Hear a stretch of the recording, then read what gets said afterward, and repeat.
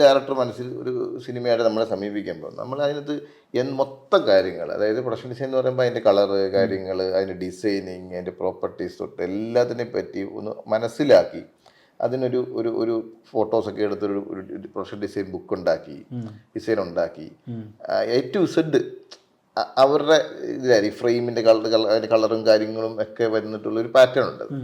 ഡ്രസ്സിൻ്റെ കളർ, ഇപ്പോൾ ഇതിനനുസരിച്ചുള്ള ഡ്രസ്സായിരിക്കണം, അതിനനുസരിച്ചുള്ള എന്ന് പറയും. മൊത്തത്തിൽ ഡയറക്ടർക്ക് ക്രിയേറ്റിവിറ്റി മാത്രം, അവരുടെ ഇമോഷൻ മാത്രം ഫുൾ ഫോളോ ചെയ്താൽ മതി, ബാക്കി മുഴുവൻ ഇവിടെ വരും. സിനിമാറ്റോഗ്രാഫറായിട്ട് ചേർന്നിട്ടുള്ള ഒരു പരിപാടിയാണ് പ്രൊഡക്ഷൻ ഡിസൈൻ എന്ന് പറയുന്നത്. ആ ഡിസൈൻ നമ്മൾ എക്സിക്യൂട്ട് ചെയ്യുന്നതാണ് ആർട്ട് ഡയറക്ടർ. അതാണ് ഇത് തമ്മിലൊരു വ്യത്യാസം. അപ്പോൾ ആർട്ട് ഡയറക്ടർ ആ ജോലി മാത്രം ചെയ്താൽ മതി. പ്രൊഡക്ഷൻ ഡിസൈനെ സംബന്ധിച്ചോളം A to Z ചെയ്യണം. ഇവിടെയൊക്കെ പ്രൊഡക്ഷൻ ഡിസൈനർ എല്ലാം ചെയ്യും. ഈ പറയുന്ന ആർട്ട് ഡയറക്ടർ പണി ഉൾപ്പെടെ എല്ലാം പ്രൊഡക്ഷൻ ഡിസൈൻ തന്നെ. നമ്മുടെ ഇൻഡസ്ട്രി അതിനുള്ള ഒരു ഭീമമായ ബഡ്ജറ്റ് ഒന്നുള്ള ഇൻഡസ്ട്രി അല്ലല്ലോ. മലയാളത്തിൽ വരുന്നപ്പോൾ ഞാൻ പ്രൊഡക്ഷൻ ഡിസൈനായിട്ട് ഇരിക്കുമ്പോൾ പ്രമേയത്തിലേക്ക് 9 മാസം ഞാൻ ഇത് വർക്ക് ചെയ്തു. ഒരു ആർട്ട് ഡയറക്ടർ അത്ര സമയം നിൽക്കണമെന്നില്ല. പുള്ളി ഒരു പടം കഴിഞ്ഞു, അതിനിടയ്ക്ക് വേറൊരു പടം കമ്മിറ്റ് ചെയ്തിട്ടുണ്ടാവാം, അല്ലെങ്കിൽ വേറൊരു പടം കമ്മിറ്റ് ചെയ്തിട്ടുണ്ടാവും. 3 പടമൊക്കെ ഒരേ സമയം ചെയ്യുന്ന ആർട്ട് ഡയറക്ടർമാരുണ്ട്.